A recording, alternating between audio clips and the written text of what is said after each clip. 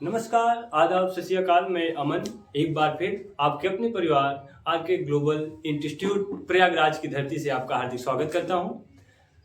साथियों, R K global institute Prayagraj में class 9, 10, 11, 12 के बच्चों के लिए जानी जाती है। ये यूट्यूब की दुनिया है। आरके ग्लोबल इंस्टीट्यूट प्रयागराज अब यूट्यूब पे भी आ गया है आप सभी लोगों का तैयारी करवाने के लिए। तो सबसे पहले हम आज आपको पढ़ाएंगे क्या? हम आपको पहले साइंस पढ़ाएंगे। साइंस क्या है, साइंस के क्षेत्र क्या है, साइंस किसे कहते हैं, साइंस कैसा होता है, हमारे लिए साइंस किस प्रकार यूज है, तो ये सब हम आज के बेसिक वीडियो में देखेंगे। इसके साथ में ये भी देखेंगे कि हमारे सिलेबस में क्या क्या डाला गया है, हम कितने पार्ट को पढ़ेंगे। तो आइए हम देखते हैं। साइंस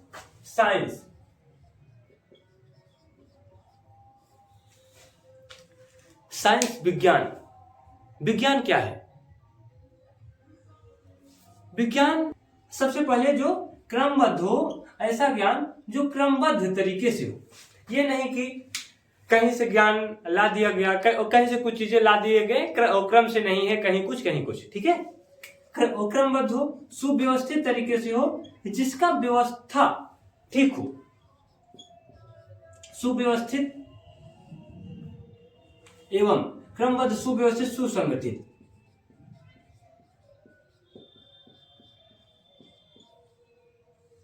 जिसका संगठन ठीक तरीके से हो। सबसे महत्वपूर्ण बात यह है कि जो प्रयोगों पर आधारित हो।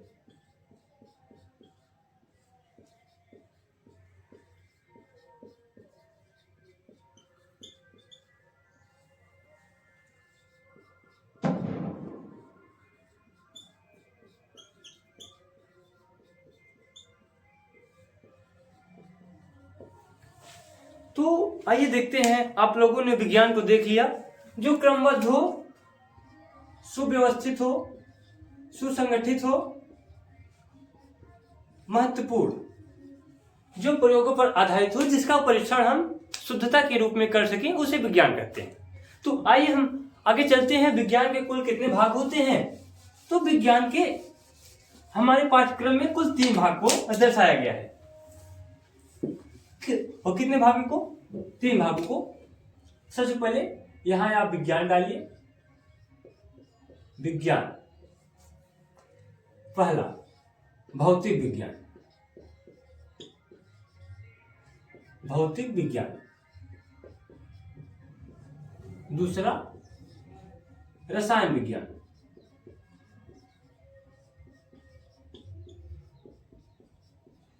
तीसरा जीव विज्ञान।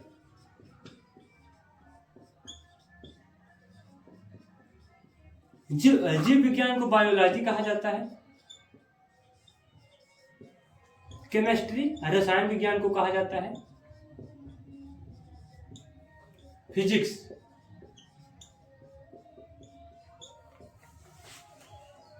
तो हमें विज्ञान में क्या पढ़ना है? तो सबसे पहले हम विज्ञान को देखेंगे, भौतिक विज्ञान को देखेंगे, रसायन विज्ञान को देखेंगे, जीव विज्ञान को देखेंगे। आज तो हम आपको बताना चाहेंगे कि जो हम देख रहे हैं, जो हम सोच रहे हैं, जो हम कर रहे हैं, वो सब विज्ञान है।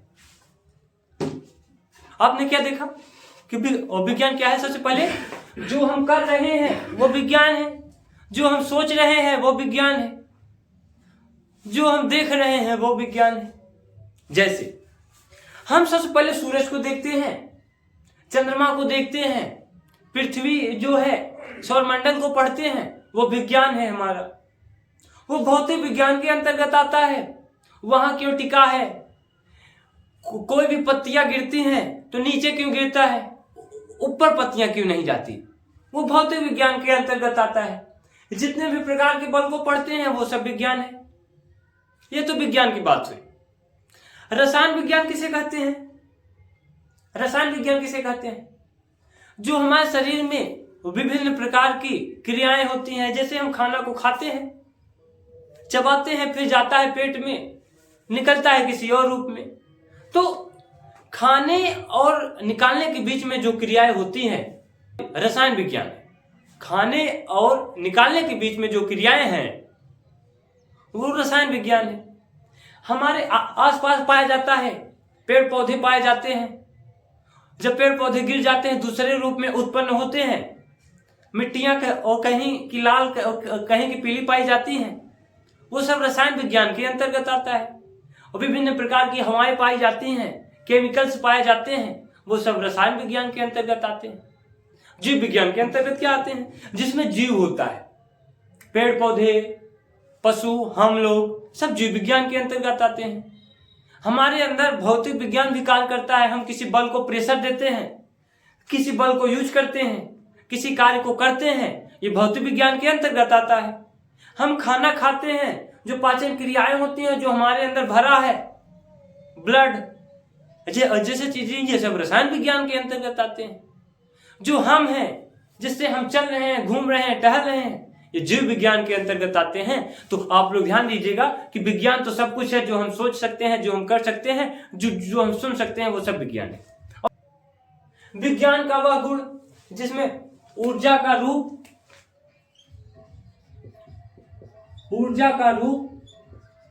एवं स्वरूप एवं कार्य का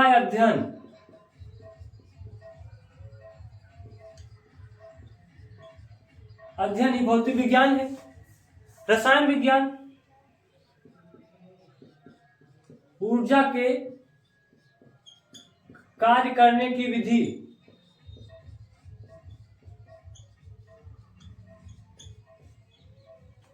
पदार्थ के परिवर्तन, रसायन विज्ञान है। जीवों के बारे में क्रियाएं एवं अध्ययन,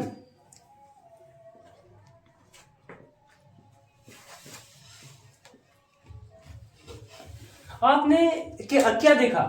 ऊर्जा के रूप, स्वरूप एवं कार्य करने का अध्ययन।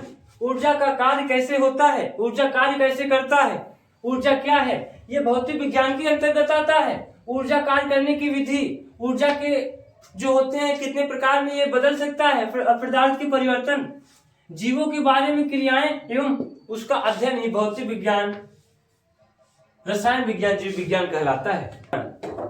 उससे पहले यहां पे डालिए भौतिक विज्ञान।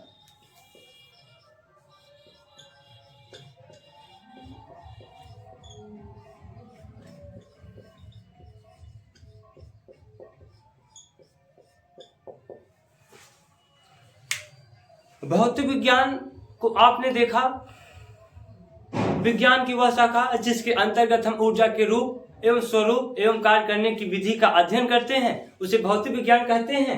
आप देख सकते हैं इसके बाद भौतिक विज्ञान में कक्षा 10 के सिलेबस में भौतिक विज्ञान में क्या क्या डाला गया है। सबसे पहला है लाइट, प्रकाश। दूसरा है इलेक्ट्रिक, विद्युत। तीसरा है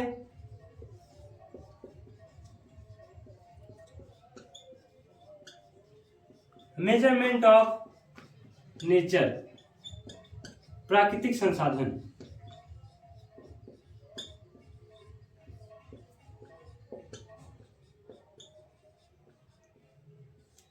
तीन चैप्टर है परावर्तन,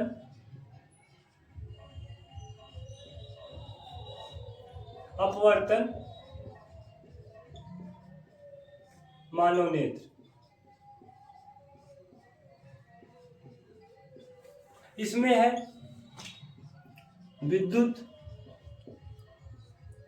जनरेटर,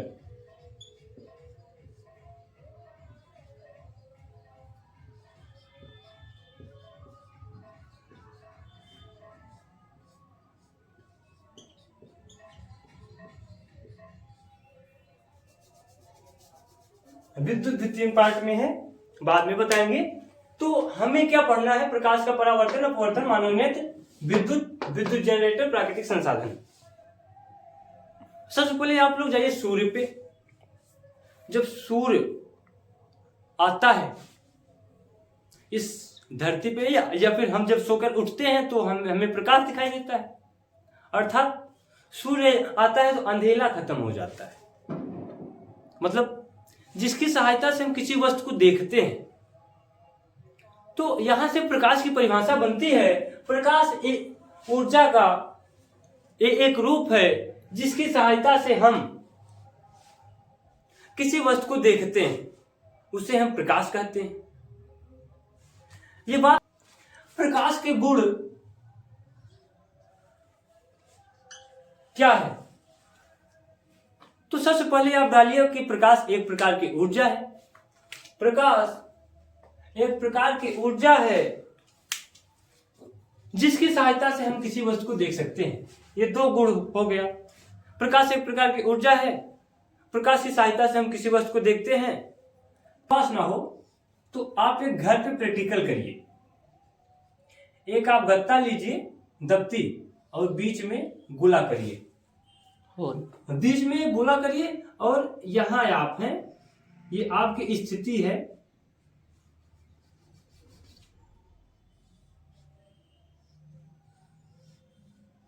यहां आप हैं, यहां से आप प्रकाश मारिए, और ये प्रकाश हम आपको सही बता रहे हैं, सीधे इस तरफ सीधी रेखा में जाएगी। क्या ये इस तरफ जा सकती है? आप देखिए, कभी नहीं जाएगी। इस तरफ जा सकती है? कभी नहीं जाएगी। एक सीधी रेखा में अगर आप यहां से मारेंगे तब ये यहां जाएगी, यहां से मारेंगे तब ये यहां जाएगी। प्रकाश सीधी व सरल रेखा में चलती है। तो प्रकाश का निर्वात में चाल 3 × 10⁸ मीटर प्रति सेकंड होता है। एक प्रकाश की घटना, प्रकाश की घटना, प्रकाश की घटना। सबसे पहले घटना में हम देखेंगे परावर्तन। जो प्रकाश के साथ घटना क्या होती है, परावर्तन किसे कहते हैं? आइए हम देखते हैं प्रकाश का परावर्तन क्या है। प्रकाश का परावर्तन किसे कहते हैं? तो आइए देखते हैं। उच्च कोट का पॉलिश किया हुआ, उच्च कोट का पॉलिश किया हुआ दर्पण। सबसे पहले हम दर्पण में लेंगे। उच्च कोट का पॉलिश किया हुआ दर्पण पे जब हम प्रकाश मारेंगे तो वह उसी माध्यम में लौट जाती है। इसी घटना को प्रकाश का परावर्तन कहते हैं। आप लोग जब छोटे होंगे तो एक प्रैक्टिकल जरूर किया होगा। वो क्या है? हम लोग कांच लेते हैं। क्या लेते हैं? कांच। कांच में सिर्फ हमारा चेहरा दिखता है, दूसरी तरफ वाला चीज नहीं दिखता, मतलब वह पॉलिश किया हुआ है। हमने क्या कहा? उच्च कोटि का पॉलिश किया हुआ चिकना व चमकदार तल पर जब हम प्रकाश डालते हैं तो वह, मान लीजिए ऐसा डालते हैं तो वह उसी माध्यम में वापस लौट जाता है। आप ऐसे डालिए, ऐसे लौट जाएगा। अगर आप ऐसे डालते हैं तो यह इसी माध्यम में वापस लौट जाएगा। प्रकाश सीधी व सरल रेखा में गमन करती है। इस बात को आपको पता होना चाहिए, हमने बताया था। तो प्रकाश का परावर्तन क्या है? जब हम प्रकाश को चिकना व चमकदार तल पर डालते हैं तो वह प्रकाश उसी माध्यम में वापस लौट जाता है। इस घटना को ही प्रकाश का परावर्तन कहते हैं। आप लोगों को समझ में आया? जब हम कांच लेते हैं और ऐसे हम चमकाते हैं, किसी के घर में चमकाए होंगे, किसी के आंख में भी चमकाए होंगे, वह चमकना, वो जो रोशनी है वो परावर्तन की रोशनी है, अर्थात वो घटना ही प्रकाश का परावर्तन कहलाता है। तो आप लोग एक बार फिर से परिभाषा को देख लीजिए, सिर्फ परिभाषा को याद करिए, घटना को याद करिए, परिभाषा याद हो जाएगा। पॉलिश किया हुआ चिकना व चमकदार तल पर जब हम प्रकाश मारते हैं, उसी माध्यम में प्रकाश वापस चली जाती है। इस घटना को ही प्रकाश का परावर्तन कहते हैं। तो परिभाषा याद कर ले, प्रकाश का परावर्तन आएगा, पेपर में जरूर आएगा। पेपर में 7 सेट बनते हैं, वो सेट कौन सा होगा आपका ये नहीं जानते वो, लेकिन जरूर आएगा। 7 सेट में गारंटी देते हैं प्रकाश का परावर्तन आएगा। प्रकाश किसे कहते हैं तथा परावर्तन क्या है, परावर्तन के नियम लिखिए, ये शब्द जरूर आएगा। तो हम देखते हैं प्रकाश परावर्तन के नियम। प्रकाश ये परावर्तन हो गया, परावर्तन के नियम।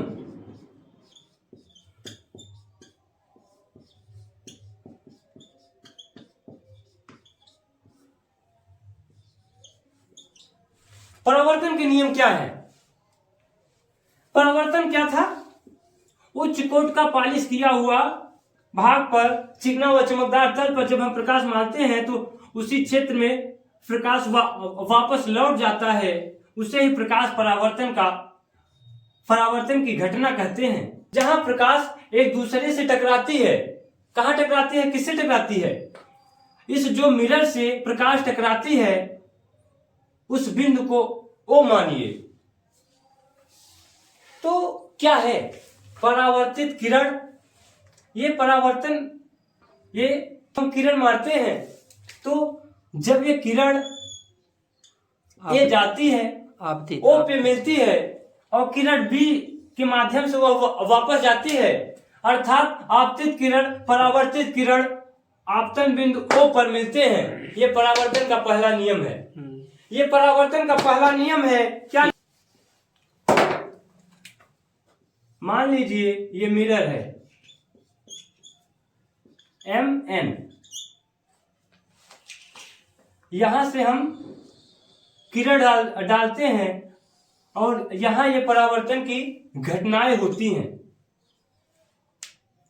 एक आधे भाग को आप ले लीजिए, जिस बिंदु पे मिलती है उस बिंदु पे आप लाइन खींचिए और उस बिंदु को O मानिए और ये आपतन कोण होगा, आपतन कोण, आपतन कोण। और ये जो कोण होगा परावर्तन कोण। अब बेटा ये परावर्तित हो रही है ये, तो ये परावर्तन कोण होगा। आपतन कोण, परावर्तन कोण तीनों एक ही बिंदु पर O पर मिलते हैं। आपतन कोण बराबर परावर्तन कोण। आपतन कोण, परावर्तन कोण अभिलंब O पर एक ही बिंदु पर मिलते हैं। ये दूसरा नियम।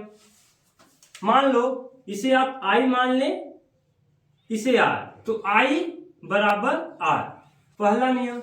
दूसरा नियम क्या है? A B, A O B तीनों एक ही बिंदु पर मिलते हैं। बस इससे नीचे ना लिखो। ये घटना एक है। दूसरी घटना है प्रतिबिंब का बनना। दूसरी क्या घटना है? प्रतिबिंब का बनना।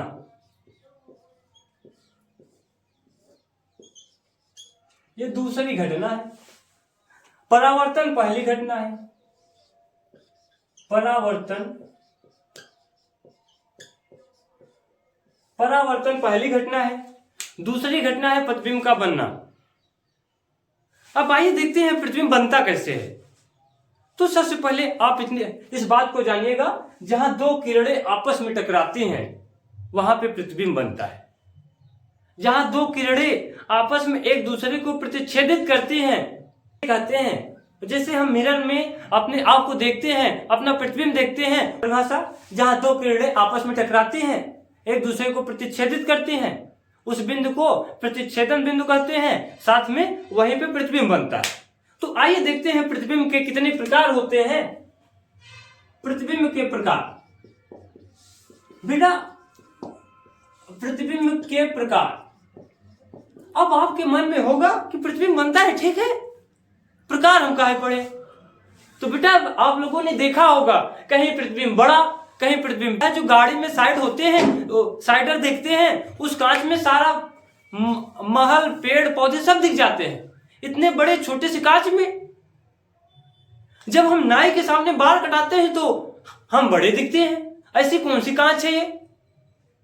तो वहां पे कांच का प्रकार होता है, प्रतिबिंब का प्रकार होता है। वो प्रतिबिंब के प्रकार कितने प्रकार के होते हैं? प्रतिबिंब 2 प्रकार के होते हैं। पहला आभासी, दूसरा वास्तविक।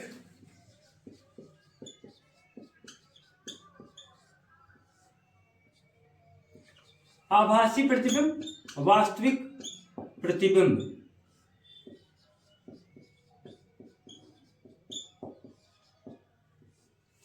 आभासी प्रतिबिंब किसे कहते हैं? सबसे पहले हम प्रतिबिंब को देखेंगे कितने प्रकार के होते हैं। अगर हम कांच के सामने ऐसे खड़े हो सीधे, तो ये वाला भाग इस तरफ दिखेगा, ये वाला भाग इस तरफ दिखेगा। इसे उल्टा या वास्तविक प्रतिबिंब कहते हैं। आपने देखा होगा एम्बुलेंस, एम्बुलेंस का स्पेलिंग होता है AMBULANCE।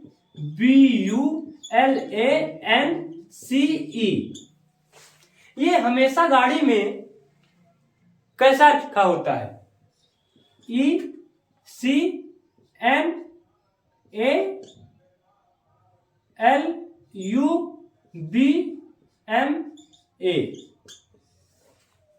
ये जब दिखता है तो सामने सीधा दिखता है। ये जो एम्बुलेंस है, जब सामने देखेंगे, ये जो एम्बुलेंस है मान लीजिए लिखा हुआ है, सामने देखेंगे तो ये सेम ऐसे दिखेगा, मतलब सीधा दिखेगा। इसे वास्तविक प्रतिबिंब के अंतर्गत लाते हैं। अब आभासी प्रतिबिंब किसे कहते हैं? आभासी प्रतिबिंब को सामान्यतः हम पर्दे पर प्राप्त नहीं कर सकते।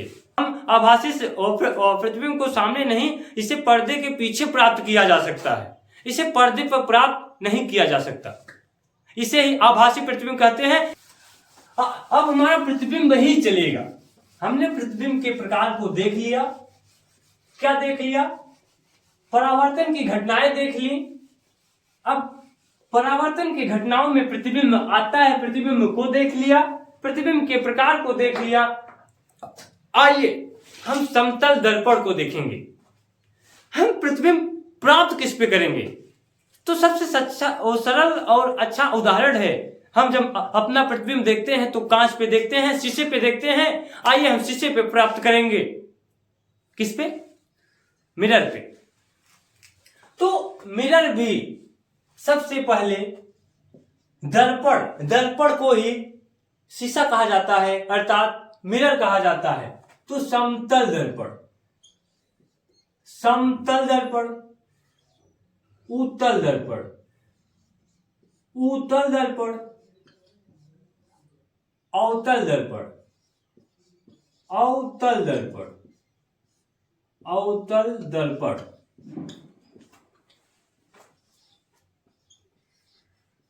दर्पण भी 3 प्रकार के होते हैं। दर्पण कितने प्रकार के होते हैं? 3 प्रकार के, समतल, अवतल, उत्तल। तो सबसे पहले समतल दर्पण क्या है? ये दर्पण है, अर्थात एक तरफ इसका पॉलिश किया हुआ होगा, मान लीजिए MN। क्या है? दर्पण है। यहां पे आधार है।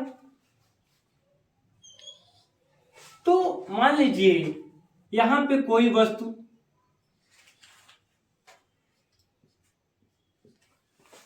मान लीजिए यहां पे कुछ खड़ा हुआ है, मान लीजिए कोई भी खड़ा हुआ है, ये एकदम सीधा एवं वास्तविक प्रतिबिंब देता है। सेम इतने ही दूरी, मान लीजिए दूरी M है तो M नहीं, O है तो O के सेम दूरी पर ही क्या देता है?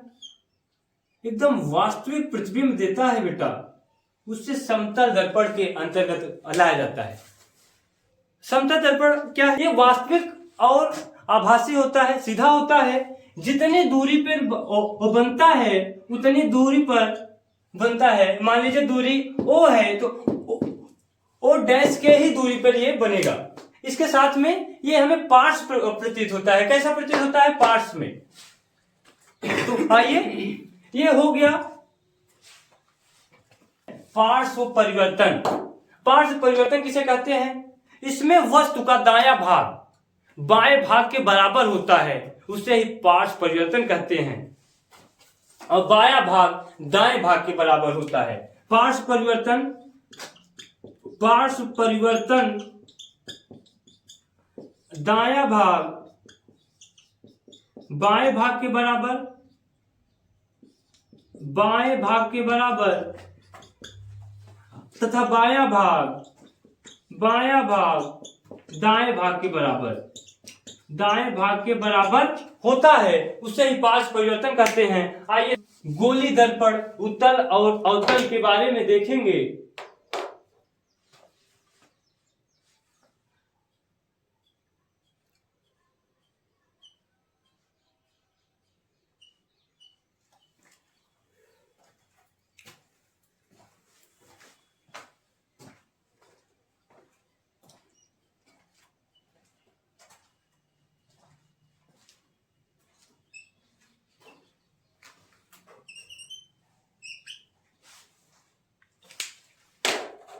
आप लोगों ने क्या देखा? उत्तल और अवतल। और बेटा सॉरी, दर्पण होगा, उत्तल दर्पण और अवतल दर्पण। उत्तल दर्पण और अवतल दर्पण का ये जो हाथ है, ध्यान दीजिएगा, ये देखिए, जो ये होगा ये उत्तल के अंतर्गत आएगा। ऊपर उत्तल, क्या बेटा? ऊपर ऊपर है ना, ये ऊपर उत्तल, नीचे अवतल। ध्यान देना, ऊपर उत्तल। जो हाथ, गोले का ऐसा भाग, गोले का वह भाग या फिर गोली दर्पण का वह भाग जिसका गोले के केंद्र की ओर, इसका बेटा जब आप गोला बनाओगे तो ठीक से इसका केंद्र आएगा। क्या? गोले के केंद्र की ओर जिसका भाग क्या हुआ हो? पॉलिश किया हुआ हो। किसका क्या किया हुआ हो? पॉलिश किया हुआ हो। केंद्र की ओर, केंद्र की ओर पॉलिश किया हुआ हो। क्या? पॉलिश केंद्र की ओर किया हुआ हो, उसे उत्तल दर्पण कहते हैं। तथा इसका भी बेटा गोला होगा। आइए हम देखते हैं।